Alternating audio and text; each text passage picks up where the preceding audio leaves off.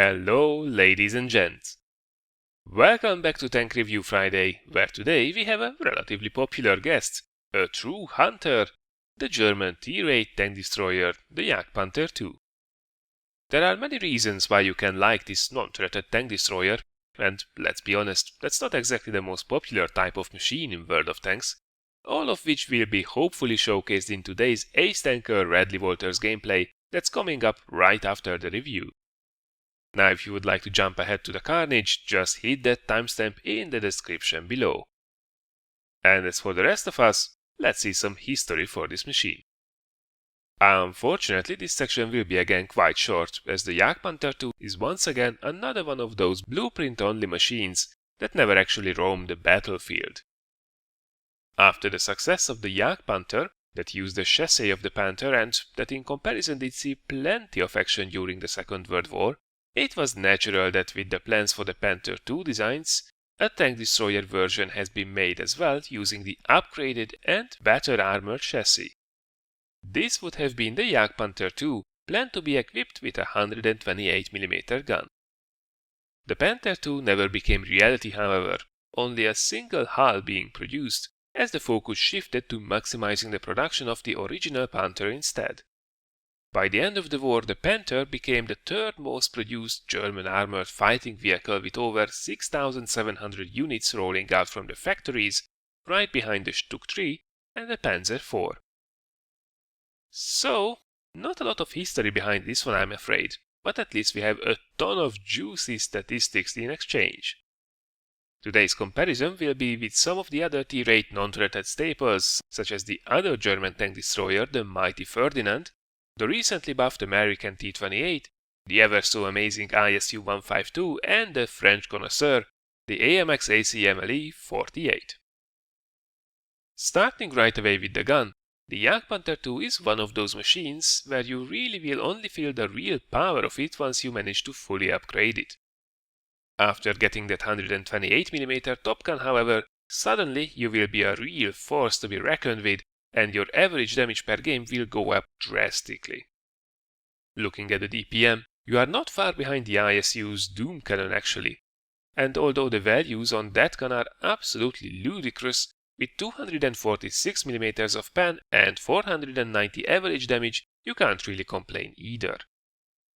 Combine this with their good rate of fire of over 5 rounds a minute and a very good accuracy of 0.34 meters with good secondary dispersion values on top, and you will find that realizing your DPM is absolutely possible for once. When you can put yourself in a strong position and can keep that gun singing, this thing can rack up damage amazingly quickly, ripping through most of its opposition. And when you have to face some of those thick-skinned Tier 9 and Tier 10 beasts, your APCR shells with 311mm will mostly do the job, no problem. Your aim time with 2.2 seconds is absolutely fine as well, so there aren't too many bad things that you can say about this gun really. Alright, maybe a few, but nothing terrible. First of all, you only have 6 degrees of gun depression. It's not great, but it's still absolutely workable.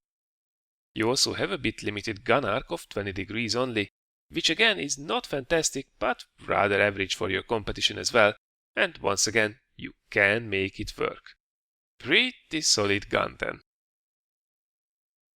Moving on to the mobility, this is definitely another strong point of this machine, and one of the main reasons why so many people prefer this thing to the Ferdinand. It's actually in a lot of aspects more agile than the French competition, which says a lot. Your top speed of 55 km per hour is the best of the bunch, combined with a 13.25 horsepower per ton power to weight ratio. Now this might seem a little bit scary, being more average than good really, but thankfully the excellent terrain resistances mean that this thing actually can get up to a decent speed on its own as well. While it's not light tank levels of agility, it's definitely impressive from a non-turreted tank destroyer, allowing you to get in and out of situations whenever necessary. It's also a great hunter in the second half of the game, and that's again not something that you would generally expect from this type of machine. We did not mention it yet, but do keep in mind that despite the good overall mobility, the reverse speed at 12 km per hour is still bad, so reversing into cover might not be the best of options when shit hits the fan. To give you some good news as well though, your hull traverse at 38 degrees per second is pretty impressive actually, and it will help you a lot keeping your gun pointing towards your target. If you manage to improve this even further with the necessary equipment and skills, you will surprise more than one attacking medium or light when they try to circle you.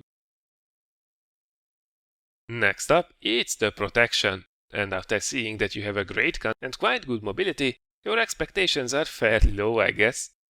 Well, thankfully, that's actually not entirely justified. Alright, well, your health pool with 1150 HP is definitely on the lower side, and just by looking at the stats, 100mm on the front, 60 on the sides and 40 in the rear, the armor profile isn't looking too impressive either. Not all is lost though, especially in the front as there is an impressive amount of angling going on. But let's have a look at the details. Frontally, the hull itself is not that impressive. About 140mm only, even with the angling on your upper plate, and only about 85mm on your lower plate means that most of your opponents will get through with ease here. Your superstructure on the other hand is a different matter entirely. Thanks to some crazy angling, the cheeks on your superstructure equal about 240mm of armor, while your gun mantlet can reach even 500mm of protection in places. There are some minor weak points next to and under the gun, but those are so small that I really wouldn't worry about them. So basically what this means is that really against guns below 240mm of penetration, aka same tier vehicles and below, this thing is actually a tough nut to crack when hull down, so make sure you abuse it as much as possible. Don't expect the same results though against most tier 9s and up, and of course APCR and heat will ruin your day as usual. Your sides and rear is as advertised however, with 60mm of armor on the sides and 40 in the rear, so as you would expect, you are very vulnerable to being flanked. When shooting this thing with HE or heat after flanking them, just make sure you avoid the spaced armor that's covering the tracks in the front. Anywhere else, you will be fine. And as for the rest, view range is unfortunately only 360 meters, there's still a solid average though at this tier, while your camo is fairly decent. Right, just to recap then, a very solid punchy gun, good mobility, and armor that actually works if you know against whom to use it. Quite a package then, isn't it? This thing is great for long-range supporting fire in the first half of the battle, and then moving up mid to close range in the second half. Equipment-wise, I used a gun rammer, vents and binoculars on mine, and it seemed to work pretty well, so there is nothing really that I would change in this one exceptionally. As for the crew skills, 6 Sense and Camo, followed by Brothers in Arms, followed by Recon, Snapshot, Clutch Breaking, Situational Awareness and Safe Stowage would be my pick. Alright, this was then a very quick look at the Jagdpanther II.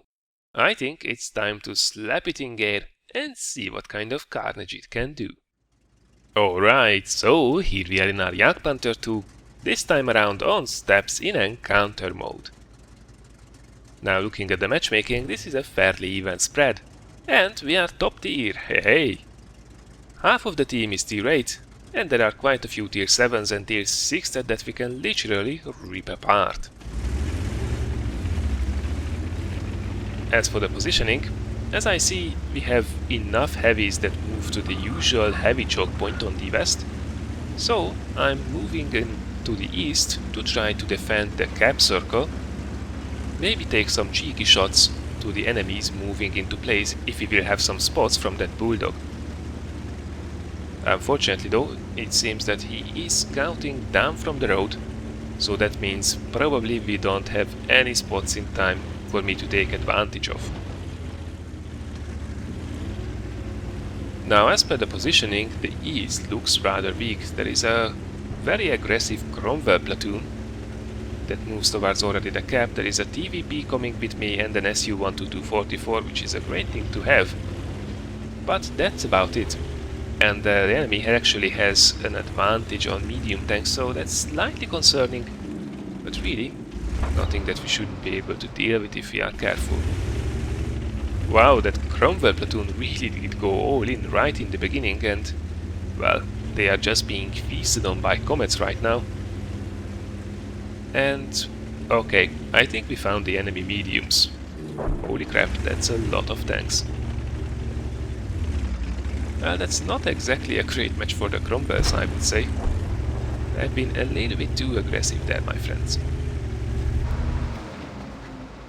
FV4202, making a move on the ridge, and oh yeah, that one definitely hit. I don't really want to hang around here. If those mediums zoom past and playing aggressive, we will be in a lot of trouble very soon. I don't want to abandon the TVP and the SU, but I want to position myself a little bit to the rear, see if I can soften them up from the distance in the beginning. Looking for a good shot for the time being. As I don't find any and the rush is not coming just yet, I come back to see if I can spot anything. And oh, there is actually a comet. Being a little bit cheeky, my friend. Well, hello! That's 128mm of doom for you. Now here is a little push from the enemy team, but the comet goes in completely alone and the others are not being seen, so we can easily exploit that and take that second comet out as well with a single shot. So not a bad start. But there is still a lot more work to be done. That TVP is already on, well, now less than half health.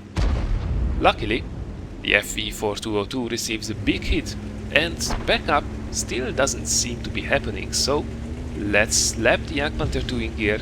Look at how quickly this thing goes. Already at 45 km per hour, and let's assassinate. Now, do we need a slightly higher roll than average? Oh yeah, that will do. FV4202 is out, and the T-34 received a big hit from someone from before, probably the SU. So we can easily take him out now. We could go hull down and that thing would be doomed. Maybe even with APCR. But let's not waste any time. Just move around the corner and slap him in the face. Now I really want to push this advantage here. There is still an LTTB and the T-20 that haven't been spotted for quite a while. So I am a little bit cautious. It would be really bad if those two would jump on me right as I cross this ridge. But there is nobody here. Did those guys abandon the flank? Well, the LTTB has already been spotted with the heavies, which is an interesting decision. And the T-20 is nowhere to be seen as well, so it seems that this flank now is completely empty. First is first then, let's clear the middle. T-43 sideways on. Oh, nom nom nom. That was a really juicy roll as well. Oh, and the T-20 is indeed spotted in the middle, so that means there is nobody that could threaten us at this stage. I'm also outside of his spotting range and, well, it was a badly aimed shot. He was moving backwards. Should have aimed this a little bit more. Come on, don't fluff this. Oh, he gets unspotted for a moment, and I fired the shot, get it a bit rushed, and miss it. How annoying, but third time's the charm. There we go. That's a very low roll, by the way, with 490 average damage, but a hit is a hit. And we are already at 2.5k damage and 4 kills, so overall no complaints really.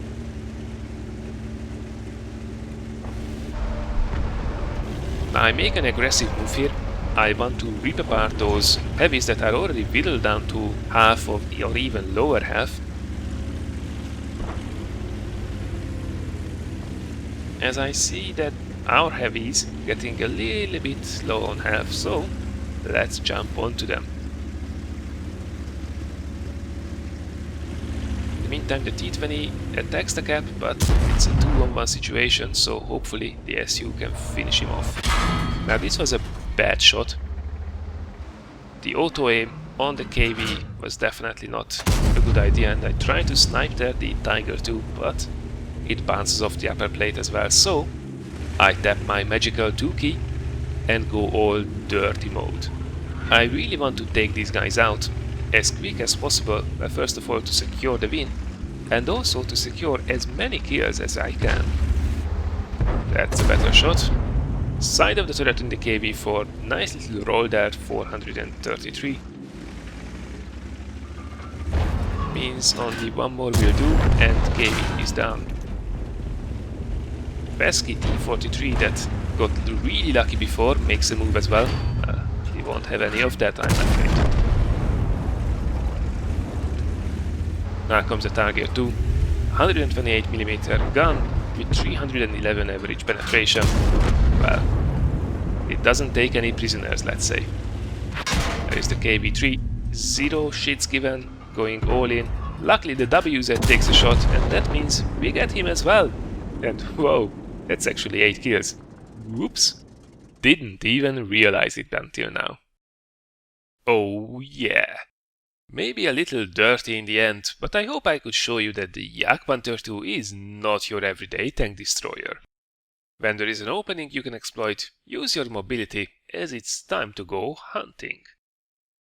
But back to the results. Ace tanker, Radley Walters, high caliber tank sniper, and of course a Top Gun. Not a bad pay for barely 7 minutes of work. Looking at the team results, well, I think together with the WZ we did swipe this map clean. Over 4000 damage, 8 kills and 1360 base experience. A good result for any game. For all this carnage we fired 16 shots, 14 of which hit and 12 of them penetrated as well. While our shooting was not perfect, the Top Gun on this thing is pretty unforgiving, and if you tap your 2 key as well from time to time, there really isn't much in the game that you would not be able to deal with. Alright, this was then my quick look at the mobile menace that's the Jagdpanther II. I hope you found this little review useful, and if you did, thank you very much for considering giving this a like or sharing it. This was it for this week, people, so thank you very much for tuning in once again. Have a nice, relaxing weekend, and I look forward to seeing you again with a lot more content again next week.